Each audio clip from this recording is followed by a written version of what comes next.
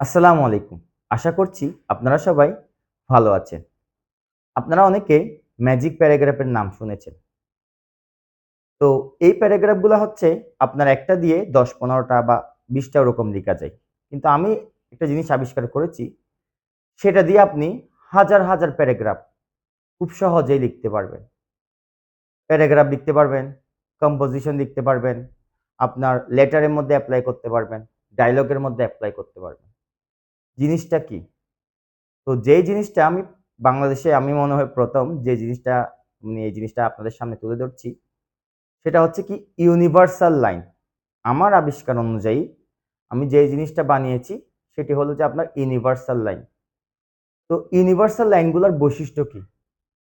এই ইউনিভার্সাল লাইনগুলোকে আমি দুটো ভাগে ভাগ করেছি। পজিটিভ এবং নেগেটিভ। পজিটিভ হলো আমি ইতিবাচক ধরেছি, আর নেগেটিভটা আমি নেতিবাচক ধরেছি।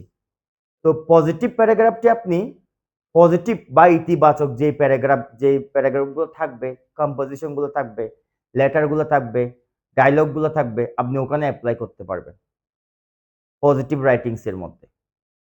আর নেগেটিভ প্যারাগ্রাফ গুলো আপনি নেগেটিভ রাইটিংস এর মধ্যে ব্যবহার করতে পারবেন। যেমন ধরেন tree plantation. Tree plantation positive নাকি নেগেটিভ? অবশ্যই সেটা ভালো জিনিস, পজিটিভ। তো আপনি আমার ওই পজিটিভের লাইনগুলো ওই ট্রি প্ল্যান্টেশনের মধ্যে এপ্লাই করতে পারবেন।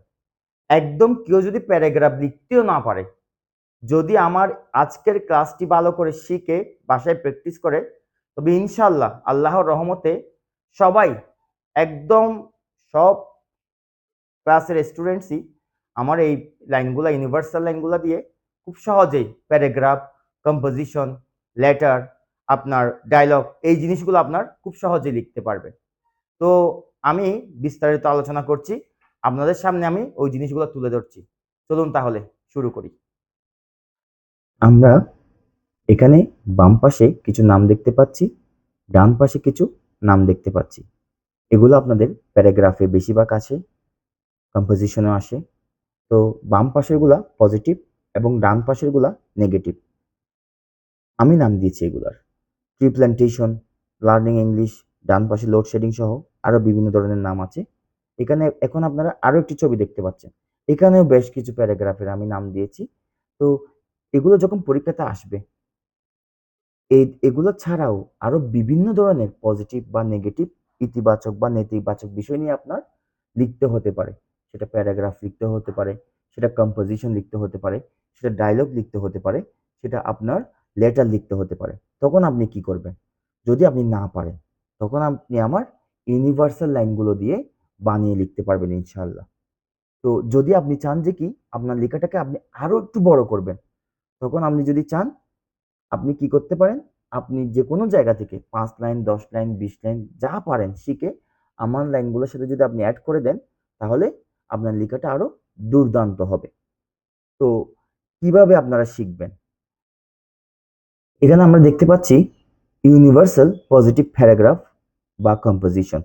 তো যখন আমাদেরকে পজিটিভ কোনো প্যারাগ্রাফ দিবে, যেমন ট্রি প্ল্যান্টেশন, ফিমেল এডুকেশন, এই ধরনের প্যারাগ্রাফগুলো যখন দিবে, তখন আমরা এখান থেকে গুরুত্বপূর্ণ কিছু লাইন সেখানে অ্যাড করে দিব, যেগুলো সবচেয়ে বেশি মিলে।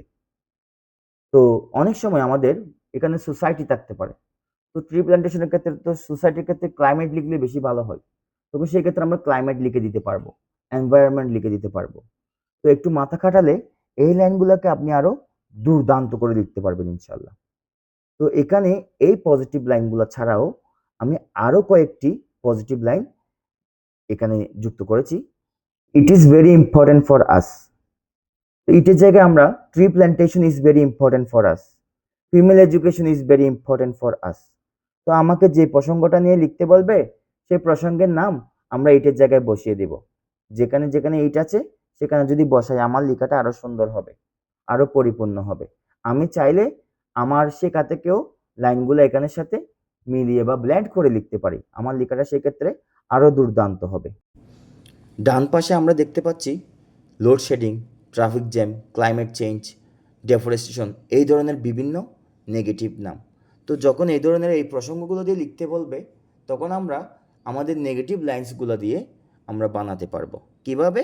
যেমন ধরেন এখানে it is very harmful to us আছে প্রথম লাইন একদম। তো ইটের জায়গায় আমি যদি বলি load shedding is very harmful to us, আমার লেখাটা মিলে গেল।